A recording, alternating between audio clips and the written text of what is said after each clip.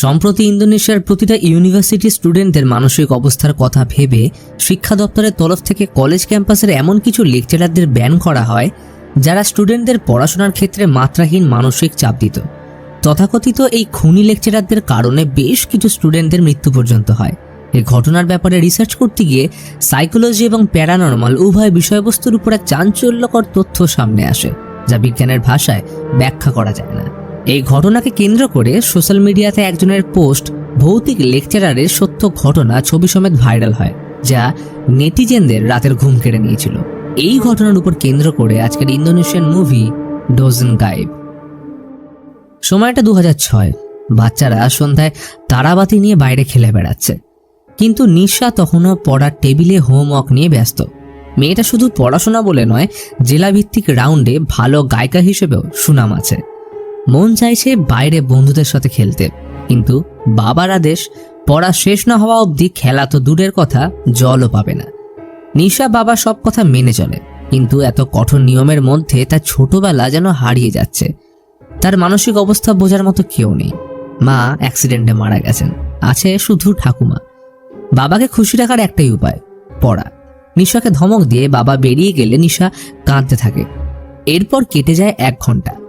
বাবা নিশার ঘরে আসতেই ওকে পড়ার টেবিলে না দেখে রেগে খুঁজতে থাকলে হঠাৎ শুনতে পেল মেয়ের চিৎকার। ব্যালকনি থেকে নিশা ঝাঁপ দিয়েছে। সময়টা 2016।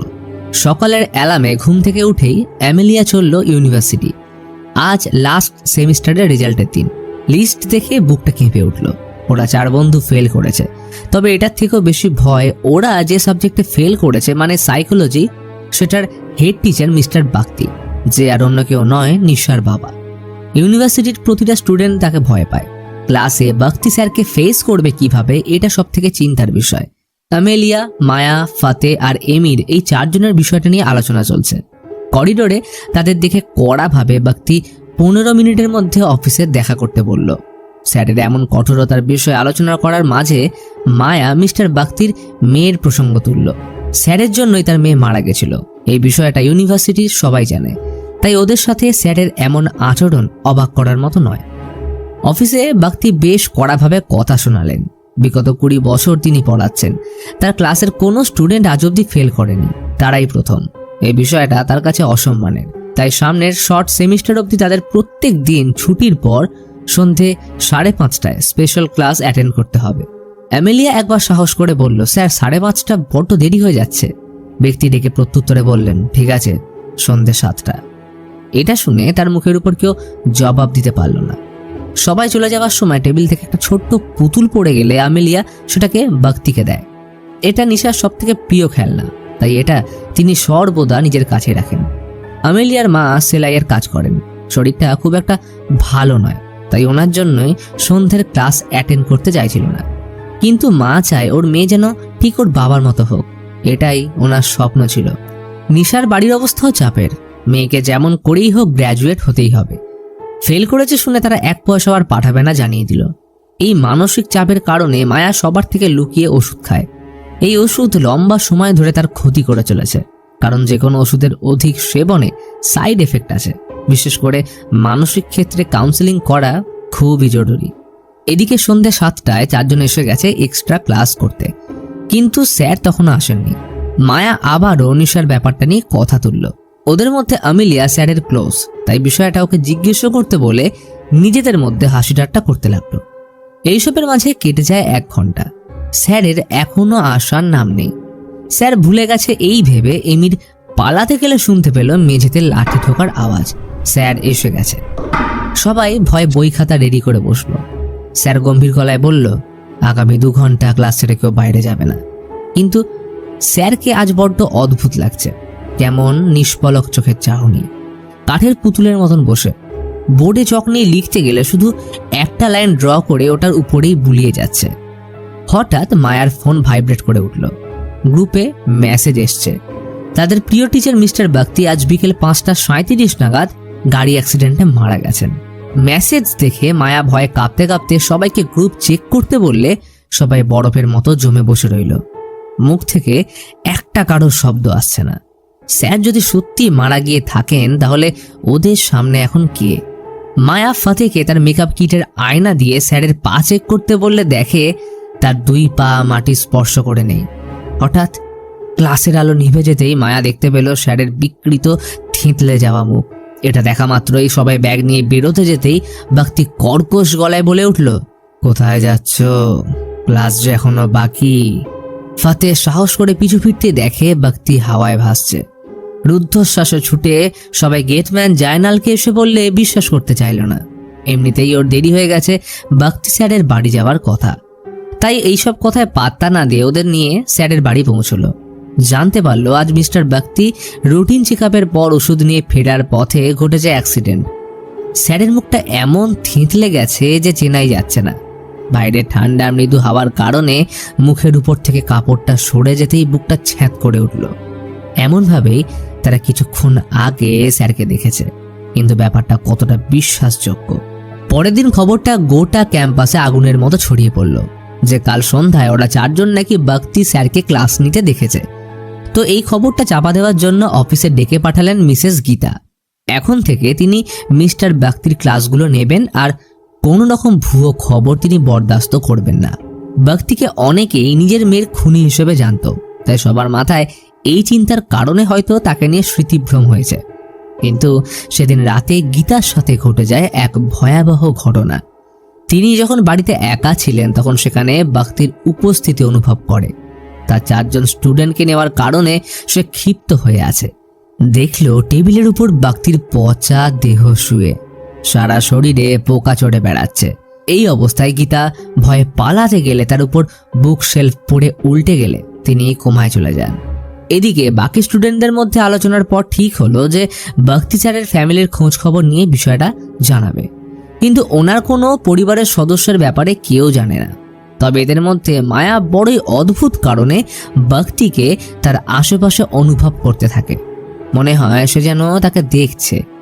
ভক্তিকে কলেজের করিডোরে তার পিছু করতে দেখে ভয় সিঁড়ি থেকে পড়ে গেলে বাকি বন্ধুরা এসে তাকে সামলায়। একদিকে মিসেস গীতার কোমায় যাওয়া, অন্যদিকে সেমিস্টার। কিভাবে সামলাবে এই একটাই প্রশ্ন। স্যারের আত্মার বিষয়টা হয়তো কাউকে বললে বিশ্বাস করবে না।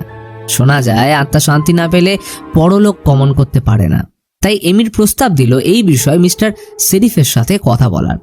পরের দিন শেরিফের সাথে দেখা করলে তিনি বলেন আগামী দিন তারা ব্যক্তিগতভাবে প্রেয়ার করবে, কারণ ইউনিভার্সিটিতে এই কথা ছড়িয়ে পড়লে সমস্যা আরও বাড়বে। আর সব থেকে আগে মাথায় এইটা ঢোকানো উচিত, ভূত প্রেত আত্মা এই সবার উৎপত্তি ব্রেন থেকে। তবে এই ঘটনা মায়ার মানসিক অবস্থা আরো খারাপ করে দিচ্ছে, ফলে ওষুধের ডোজ বেড়ে চলেছে।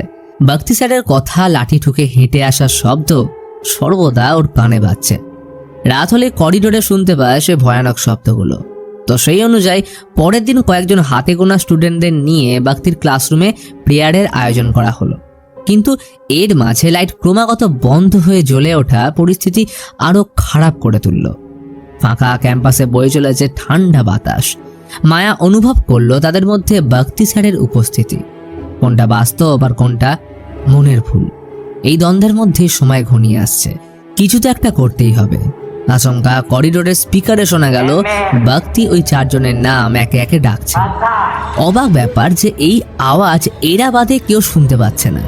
সে চাপা গলায় তাদের নাম ধরে পড়তে বলছে। কি পৈশাচিক সেই কণ্ঠস্বর, শুনলেই হাড় হিম হয়ে যায়। আমেলিয়া পরের দিন গল্পের মাঝে মাকে জিজ্ঞেস করে, আচ্ছা মা, তুমি আত্মার উপস্থিতি মানো? তিনি কিছুক্ষণ চুপ থেকে বললেন, বড়দের কাছে শুনেছি আত্মা যখন তার অপূর্ণ কর্মের আগে মারা যায় তখন তারা ইহজগতের মায়া ত্যাগ করতে পারে না। কথাটা আমেলিয়ার কানে বাঁধল। রাতে কাজ সেরে বসলো ভক্তি ও নিশার ব্যাপারে রিসার্চ করতে। ভক্তি স্যার কি তার মেয়ের জন্য এখানে রয়ে গেছেন? একবার আমেলিয়ার ব্যাগের পুতুলের স্টিকার দেখে স্যার নিশার কথা উল্লেখ করেছিলেন। মনে পড়ছে কিছু পুরনো স্মৃতি। স্যার কি মেয়ের মৃত্যুর বোঝা নিয়ে বয়ে বেড়াচ্ছেন? আশেপাশের প্রতিবেশীরাও ওইটুকু খবর ছাড়া নতুন কিছুই বলল না। নিশার মৃত্যু স্যারকে ভিতর থেকে শেষ করে দিয়েছিল। পড়ানো আর বাড়ি এই ছিল তাদের নিত্যদিনের রুটিন। রাতে কমিক বুক পড়ছিল ফাতে। এমিরকে আসতে দেখে কারণ জিজ্ঞেস করলে কিছু বলতে চায় না, দেওয়ালের দিকে মুখ করে দাঁড়িয়ে থাকে। হঠাৎ কারেন্ট গেল। ফাতে বিরক্ত হয়ে করিডোরে আসতে গেলে দরজা নিজে থেকেই বন্ধ হয়ে যায়। কিছু একটা ভেবে পিছনে ফিরলেই দেখে এমির নেই। এ কি, ও গেল কোথায়? বাইরে বিদ্যুতের ঝলকানিতে দেখে জানলার ওপাশে দাঁড়িয়ে একটা ছায়াকৃতি, যেটা ক্রমশ বিশালাকায় আকৃতি নিয়ে জানলা পেরিয়ে ওর দিকেই এগিয়ে আসছে। অন্যদিকে এমির নিজের রুমে মোমবাতি জ্বালিয়ে রাখলে দমকা হাওয়ায় কেউ সেটাকে নিভিয়ে দিতেই শুনতে পেল মেঝেতে লাঠি ঠোকার শব্দ। এমির ভয় পালাতে গেলে বুঝলো দরজা কেউ বাইরে থেকে লাগিয়ে দিয়েছে। তখনই টেবিলে ও পাশের র্যাক থেকে একের পর এক বইগুলো কোনো অদৃশ্য শক্তি তার দিকে ছুঁড়তে থাকে। ভয় খাটের তলা থেকে ফোনটা নিয়ে বেরোতেই যাবে তখনই অনুভব করলো পিছনে বাগতি স্যার দাঁড়িয়ে। প্রচন্ড ভয় চেঁচিয়ে উঠতেই ফাতে এসে ওকে নিয়ে দৌড়ে বেরিয়ে পড়ল। এদিকে মায়া নিজের রুম থেকে বেরিয়ে করিডোর হয়ে দৌড়চ্ছে। তার প্রতিটা পদক্ষেপে পিছনের লাইটগুলো একে একে নিভে যাচ্ছে। দিকবিদিক জ্ঞানশূন্য হয়ে ছুটে এসে সম্বিত ফিরতেই দেখে এসে একদম টপ ফ্লোরে একা দাঁড়িয়ে, আর ঠিক বাঁদিকের করিডোর হয়ে লাঠির আওয়াজ করে বাগতি স্যার এগিয়ে আসতে মায়া ভয়ের চোটে সোজা উপর থেকে নিচে পড়ে মৃত্যু হলো। নিচে পাঁচিলের উপর লাগানো লোহার রডগুলো তার শরীর ছিন্ন বিচ্ছিন্ন করে দিয়েছে। এই সব কিছু থেকে অজানা আমিলিয়া বাগতি স্যারের বাড়িতে লুকিয়ে প্রবেশ করতে গেলে আচমকা দেওয়ালে টাঙানো স্যারের ছবিটা পড়ে যেতেই ফোন বেজে উঠল মায়ার মৃত্যুর খবরে। গ্রুপের সব থেকে প্রাণোচ্ছল মেয়েটার সাথে এমন হবে কেউ ভাবেনি। এমনকি তার রুম থেকে পাওয়া ওষুধগুলো যেন তাদের চিৎকার করে বলছে মানুষ চেনা বড় দায়। উপর থেকে দেখলে মনে হয় সবাই খুব আনন্দে আছে, কিন্তু মনের ভিতরে ঝড় কে দেখছে। টেবিলের উপর ডায়েরিতে আঁকা বাগতি স্যারের লাঠির ছবি যেন মায়ার আতঙ্কের প্রত্যক্ষদর্শী। মানে ও যা কিছু দেখতো বা অনুভব করতো সবই সত্যি। তাহলে কি এবার তাদের পালা? সেদিন ক্লাসে থেকে গেলেই হয়তো ভালো হতো। আজ রাতে ওরা তিনজন গেল বাগতি স্যারের বাড়ি এই আশায় যদি কোনো ক্লু পাওয়া যায়। একটু খোঁজাখুঁজির পর হাতে লাগলো নিশার ডায়েরি। সেখানে বাবাকে নিয়ে তার রাগ ও ভালোবাসা মিলিয়েছিল অনেক কথা। সাথে পেল বাগতি স্যারের নিজের মেয়েকে নিয়ে লেখা চিঠি। এদিকে এমির বারান্দায় আসলে দেখে আমিলিয়াকে দাঁড়িয়ে থাকতে, কিন্তু ওর মুখে রয়েছে এক রহস্যময় হাসি। এমির ভয় লুকিয়ে পড়তেই দেখে সামনে দাঁড়িয়ে বিশালাকার বাগতির আত্মা। সকলে প্রাণ ভয় ছুটে বাইরে আসলে রিভিনকে দেখে চমকে যায়। সে ক্যাম্পাসে ওদের কথা শুনে পিছু করে এখানে এসছে। রিভিন ওদের বোঝায় এইখানে কোনো অলৌকিক ঘটনার অস্তিত্ব নেই, বরং সবটাই মনের ভুল। কারণ মিসেস গীতা তার স্বামীর মৃত্যুর পর মানসিক রোগের শিকার হয়। যেদিন ওনার সাথে এই ঘটনা ঘটে খোঁজ নিয়ে জানা গেছে তার কিছুদিন আগেই ওনার ওষুধ শেষ হয়ে গেছিল এবং বাগতি স্যারের মৃত্যু ওনাকে ট্রিগার করায় এই দুর্ঘটনা হয়েছে।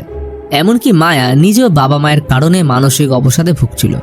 তাই পুরো ঘটনাগুলো এখানে কাকতালীয়। এই নিয়ে এফাতের সাথে রিভিনের ঝগড়া লাগে। রাতে ক্যাম্পাসে ফিরে এফাতের সাথেও কিছু অলৌকিক কাণ্ড ঘটতে শুরু করলো। এমনকি এমির দেখে স্যারের লাঠি করিডোর হয়ে তার দিকেই এগিয়ে আসছে। সেটা ক্রমশ একদম কাছে এসে বাগতির আত্মাকে টেনে নিয়ে গেলে পরক্ষণেই দেখে এটা মনের ভুল। অন্যদিকে আমেলিয়ার নামাজের সময় মনে হয় নিশার পুতুলটা যেন জায়গা পরিবর্তন করছে। হঠাৎ নজর গেল বাগানের দিকে। বাগতি স্যারের আত্মা দাঁড়িয়ে। কি আমেলিয়া, পড়া কখন শেষ করবে?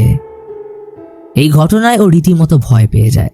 পরের দিন এটা নিয়ে কথা উঠলে আমেলিয়ার বক্তব্য ছিল সোমবার স্যার ওদের ক্লাসরুমে 2 ঘন্টা থাকতে বলেছিলেন।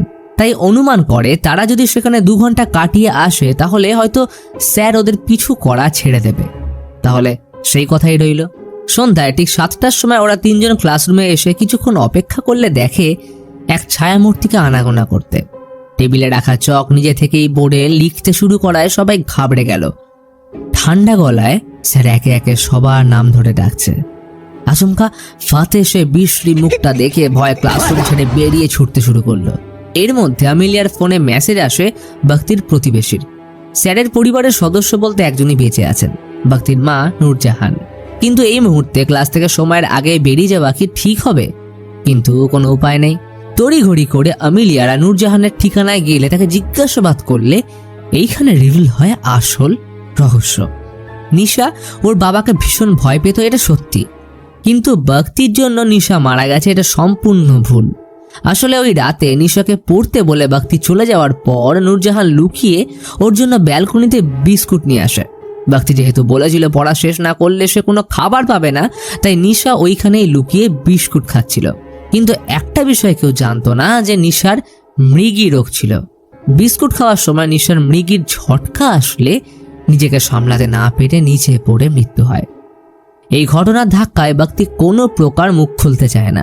সে মনে করে এটাই তার জন্য শাস্তি। লোকে সবাই তাকে মেয়ের মৃত্যুর কারণ হিসেবেই জানুক। এদিকে ফতের ভয়ে প্রাণ বেরিয়ে যাওয়ার জোগাড়। ভক্তি ভয়ঙ্কর রূপ নিয়ে ওকে তাড়া করেছে। একটা সময় দেখলো ভক্তির শরীর ক্রমশ বিশাল আকার ধারণ করলো। এটাই হয়তো শেষ। ততক্ষণে আমিলিয়া আর এমির ইউনিভার্সিটি এসে পড়লে ফতেকে ভক্তির ক্লাসরুমে ভয়ঙ্কর অবস্থায় দেখতে পায়। কিন্তু ফতের এক অদ্ভুত হ্যালুসিনেশন হচ্ছিল। তারা একই প্রশ্নে আটকে যে ভক্তির আত্মা কি চায়। হয়তো মেয়ের মৃত্যুর পর বাকি জীবনটা তিনি পড়ার জন্য উৎসর্গ করলে তাদের সেদিন পড়ানোর জন্য আশায় দুবার ক্লাস থেকে বেরিয়ে যাওয়ার কারণে তারা নিয়ম ভেঙেছে। আচমকা মনে হলো ভক্তি এমিরকে লাঠি দিয়ে মারছে, কিন্তু বাস্তবে আমিলিয়া দেখছে সে নিজেই নিজেকে আঘাত করছে। আর এখন আমিলিয়ার পালা। সে বোঝানোর চেষ্টা করে যাচ্ছে যে তারা জেনে গেছে নিশার মৃত্যুর জন্য তিনি দায়ী নয়, কিন্তু ব্যাপারটা সম্পূর্ণ আলাদা। আসলে তারা প্রত্যেকে একে অপরকে ভক্তি রূপে দেখতে পাচ্ছে। এক অদ্ভুত মায়াজালে তারা ক্রমশ জড়িয়ে পড়ছে। এক পর্যায়ে এমির আমিলিয়াকে ছুঁড়ে ফেলে দিলে ভয়ানকভাবে আহত হয়। নিজেকে সামলে উঠতে করিডোরের এক প্রান্ত দিয়ে ভক্তিকে আসতে দেখে সামনে পড়ে থাকা নিশার পুতুলটা দেখিয়ে তার দিকে তুলে ধরে। স্যার, আমাদের ফেল হওয়াটা আপনার দোষ নয়, সবকিছুর জন্য আমরা দায়ী। আপনি শুধু ভালো টিচার নন, একজন ভালো পিতা। নিশার, আপনি ভালোই চেয়েছিলেন, শুধু পরিস্থিতি আপনাকে সকলের সামনে ভিলেন বানিয়েছে। এই বলে নিশার পুতুলটা তুলে ধরতেই ভক্তির আত্মা থমকে দাঁড়ায়। এতদিনের অপমান ও মেয়ের খুনি তকমা পেয়ে তার আত্মা নরক যন্ত্রণায় জ্বলছিল। কিন্তু আজ যেন সব পাল্টে গেছে।